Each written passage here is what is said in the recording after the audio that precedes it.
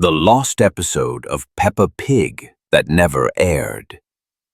A sunny morning began as usual in the Pig family home. Peppa and George were playing in their room, Peppa on the top bunk of their bunk bed, George below, intently staring into a small pocket mirror.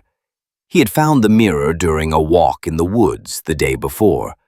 Mummy Pig called them for breakfast, but George didn't respond. He kept gazing into the mirror, his usually cheerful eyes now clouded. Peppa tried to take the mirror from him, but George clutched it tightly and let out a low, unfamiliar growl. It frightened Peppa, and she rushed to tell Mummy Pig.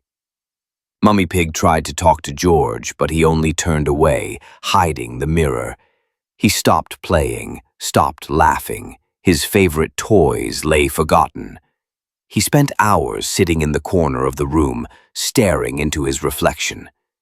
Even when Susie Sheep came over to play, George paid her no attention. His gaze was locked on the mirror. He grew irritable, pushing away anyone who came near him or the mirror. His voice became quiet, almost a whisper, as he occasionally muttered something unintelligible while staring at the glass. One night, Peppa woke up to a strange light coming from beneath George's bed. She carefully climbed down and saw him sitting there staring into the mirror. And his reflection, it was smiling. A wide, unnaturally wide smile. And it wasn't George's. The next day, George looked even paler and more drained. He no longer hid the mirror. It rested openly in his hand. His eyes were empty, and that same unfamiliar smile was frozen on his face.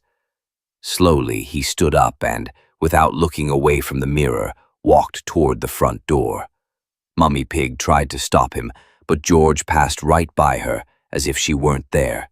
He stepped outside and walked down the road, his eyes fixed on the mirror, the strange smile still on his face. Peppa and Mummy Pig stood there, unable to move, watching him go.